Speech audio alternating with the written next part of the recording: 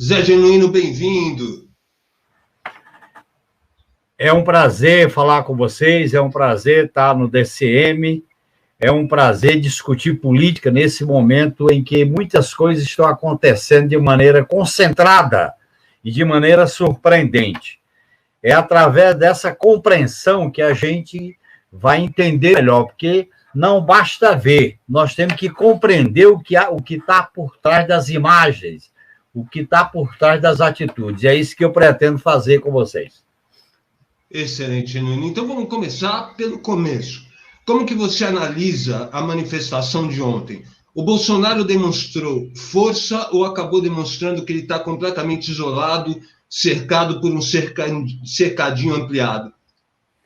Olha, ele não aumentou a força, ele manteve a força que sempre tem, em torno de uma militância de extrema-direita, uma base de 20%, que parte dela estava na rua, e um exército baseado nos bolsonaristas deputados, nas PMs, em segmentos dos ruralistas. Portanto, ele perdeu politicamente.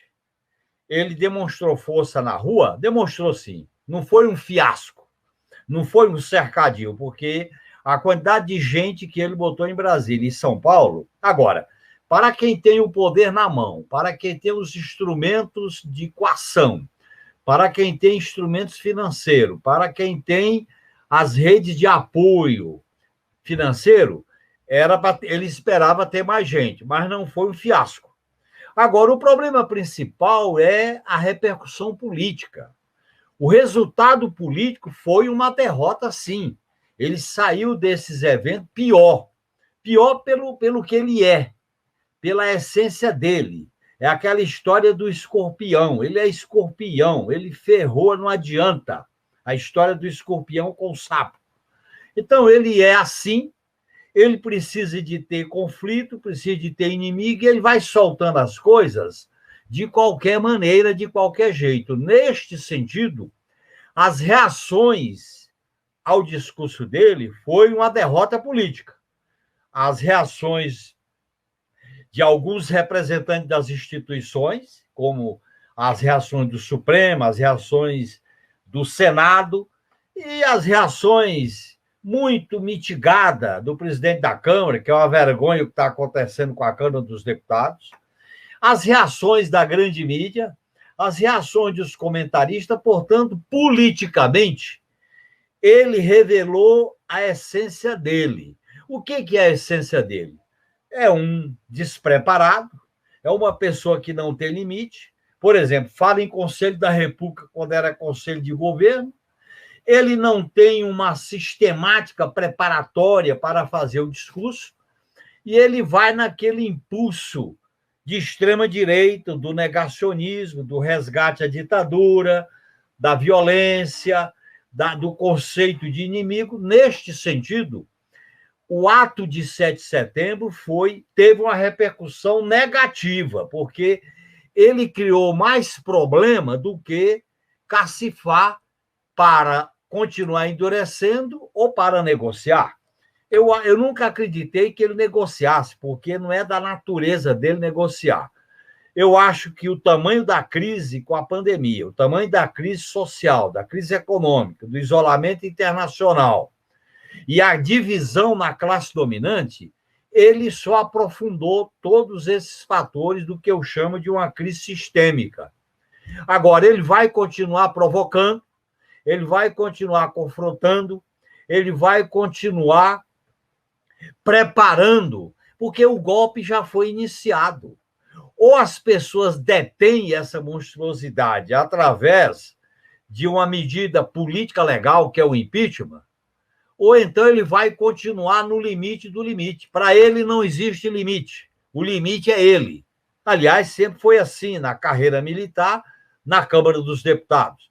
E qualquer conivência com isso, quem vai perdendo é a democracia, porque ele mostrou que não tem meio termo. Ou é ele, portanto, negando a democracia, ou é a democracia tirando ele do poder antes de 2022, porque deixá-lo no governo até 2022, é um risco muito grande, porque ele pode, dependendo do desenrolar da crise, ele pode se tornar disputável. E se ele ganhar a reeleição, aí eu concordo com a tese do Marcos Nobre, que eu já li, espero que ele explique no debate, aí nós teremos uma mudança qualitativa do regime político. Esse autoritarismo institucional poderá virar uma ditadura institucionalizada, ou na forma de autogolpe, ou na forma de atos violentos em 2022. Por isso que é fundamental tirá-lo antes. Essa tática do quietismo, deixa como está, ele vai sangrando, é uma tática, no meu modo de entender, equivocada. Janino, você passou 20 anos na Câmara dos Deputados e você acabou por conviver com boa parte do Centrão. Você acha que hoje, apesar do endurecimento do discurso pelo PSD do Kassab, pelo PSDB, há condições de passar um impeachment desse desqualificado? Olha, o impeachment é possível na medida em que ele vai tentar a confrontação.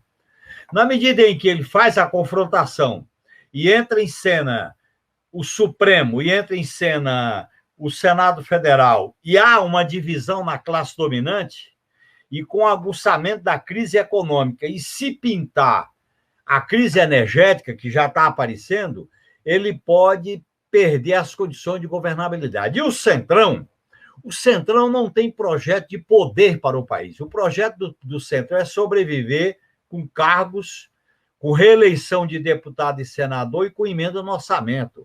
Eles sempre foram assim, desde a Constituinte, no governo FHC, inclusive no governo do PT. Eles sempre fazem assim. Foi mais ou menos como eles fizeram com o Collor. Quando eles viram que o Collor estava derretendo, eles pularam fora. É uma parte da Câmara que é formada de interesses corporativos, interesses localistas, interesses regionalistas e que buscam sobreviver. Então, eu acho que, se eles perceberem que ele está sangrando, não tem jeito para eles se reelegerem, eles não vão se suicidar. Eles não vão fazer isso. Eles sobrevivem no limite do limite. Então, eu estou para ver esse nível. Nós vamos entrar num período muito tenso, nós vamos entrar num período de grandes lances, de grandes jogadas. Por quê? Porque a pessoa do presidente da República é uma pessoa que não tem limite para fazer as arruaças. Ele faz grandes arruaças. Na hora dos finalmente, ele nunca vai para os finalmente. Agora, ele incentiva uma base militante que vai ser estimulada aí para os finalmente. Vai praticar violências, atentados. Por exemplo, eu acho que foi muito importante as manifestações do Grito dos Excluídos, e devia ter tido mais apoio das forças progressistas e de esquerda. Eles foram manifestações que se realizaram sem violência, mas eles tentaram, em Brasília, furar o cerco, eles tentaram provocações. Então, é claro que eles têm provocadores, ele incentiva esses provocadores. Por isso que a gente tem que continuar ocupando as ruas, massivamente, organizadamente, com um nível de organização que evite provocações e provocadores. Porque aí o problema do Centrão, veja bem, a institucionalidade brasileira, rapaz, é uma institucionalidade, companheiro, muito limitada. Porque esse Congresso que está aí foi eleito em 2018 na eleição do capitão. Uma eleição manipulada. Segundo, o nível do Congresso Nacional é um dos piores da história da Câmara. Aliás, o Ulisses Guimarães dizia uma coisa para nós. Quando a gente tinha uma eleição que a legislatura ficava ruim, e eu tive várias eleições, 6 eleições, e ele dizia, a próxima vai ser pior. Mas eu acho que se ele tiver, ele deve estar se mexendo lá embaixo e dizendo como é que pode o Congresso estar nesse nível. Não esperava que fosse tão ruim, né? Muito ruim. Nem ele esperava. Mas esse Congresso foi produto da eleição que o elegeu, porque a eleição é meia casada, né? Por outro lado, o sistema político brasileiro, que não sofreu mudança, e ainda bem que não pioraram, é um sistema uninominal, favorece o vereador federal, É o vereador da obra, da verba, é o vereador do poder local, não é o parlamento da disputa de ideias. O parlamento da disputa de ideias foi quando eu convivi com o pai do Marcos Nobre na transição, na Constituinte, com Lula, com Mário Covas, com Ulisses Guimarães, no período do governo FHC, no período do governo Lula, você tinha grandes debates, grandes saídas políticas, né? Eu até estava sinalizando que o pessoal devia fazer uma tática de obstrução selvagem. A gente usava esse termo. Por exemplo, se o Lira não bota o impeachment na pauta, não vai ter pauta. Pronto. A gente fazia isso. Quando a gente tinha um assunto prioritário, a gente dizia, ou esse assunto vai para a pauta, ou então não tem pauta. E a gente usava até apito para impedir sessão ordinária da Câmara. Eu acho que a coisa está chegando nesse ponto, porque a gente está no limite. Não dá para ser paciente nem conivente com as declarações, com as atitudes, com a movimentação que ele está fazendo, porque isso tem consequência. Aliás, essa é a lição que a gente tira desde 2016. A conivência com ele era uma figura pitoresca, fazia-se brincadeira, fazia-se piada, dizia que ele, se chegasse à presidência da República, ele ia governar de maneira diferente. Tudo isso alimentou o veneno da serpente. E essa serpente está solta e doida para picar a democracia com o veneno da morte. E nós não podemos ser coniventes com isso. O TSE foi conivente, até agora está aí a investigação sobre as fake news das eleições.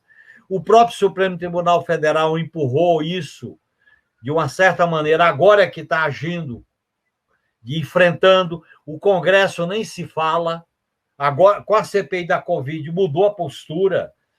Agora, a própria grande mídia, que alimentou essa serpente, ela foi conivente com esse crescimento da figura do cidadão e agora está querendo consertar. Mas se diz, quando se dá um cavalo de pau na democracia, é difícil consertar os estragos. O conserto agora é tirar o piloto. É uma coisa que, assim, quando o time está mal, demite o técnico, é tirar o capitão com eleições livres sob a soberania do povo. A nossa briga hoje é pela democracia, né, Genuíno? É pela democracia com dois pilares. O que é a democracia? Vamos qualificar. É soberania popular, o poder emana do povo. Segundo pilar, a democracia é um regime de direitos. Direito à vida, direito à comida, direito a não morrer de fome, direito ao emprego, direito a existir. Para que você tem democracia se não tem o direito à existência? A direito a existir como gente. Porque isso o capitalismo está negando. O que é veja bem, durante a pandemia, 40 bilionários brasileiros entraram na lista da Forbes, a revista Forbes. Quer dizer, como é que você vai garantir com 580 mil mortes, com 20 milhões de famintos, com quase 50 milhões de precarizados? 60% da população com insegurança alimentar. Com insegurança alimentar, com a inflação, crise energética e desemprego. Então, nós temos que discutir. A democracia, o regime democrático é o caminho, as liberdades são o caminho para construir alternativas para alterar a vida do povo. E nós temos que falar da vida do povo. O povão ainda não foi para a rua. O povão precisa ir para a rua, mas nós temos que dialogar com a comida, com a casa, com o aluguel, com a inflação, com a vacina, com o emprego. As pessoas estão na lista ou na fila da morte por Covid ou da morte por fome. O Brasil foi colocado, diante de uma catástrofe. Por quê? A crise vem de 2016. Ela já existia antes. A Covid aprofundou a crise. A crise não nasceu com a pandemia agravou a crise. Então, nós temos que fazer o debate desses pontos. Por exemplo, eu acho que a política de tirar o Bolsonaro é correta e a centralidade. Mas ela tem que estar justificada na ideia de mudanças. Quando a campanha das diretas, que eu vivia a campanha intensamente, era mudanças já, para justificar aquele grande movimento por direta, tinha que ligar a mudança, por causa da inflação, o desemprego, a fome, o custo de vida, as greves, etc. Então, nós temos que dialogar com uma plataforma que discuta as liberdades, os direitos e a soberania do país. O país está sem soberania. Quando eu falo soberania, eu estou me referindo à unidade do povo e estou me referindo à unidade com os países vizinhos. É o contrário do que a gente está acontecendo. A soberania com as Forças Armadas, dando respaldo a esse governo, com esses salários de casta, como é que você vai falar em soberania com essa gente? Então, eu acho que nós estamos diante de uma encruzilhada. E essa encruzilhada tem que ser resolvida com a saída desse governo. O primeiro passo é a tirada desse governo. A partir da tirada dele, vamos recuperar o princípio básico da democracia, que é a soberania popular. Isto é, eleições livres e se respeite o resultado das urnas. Sem veto, sem manipulação e com a posse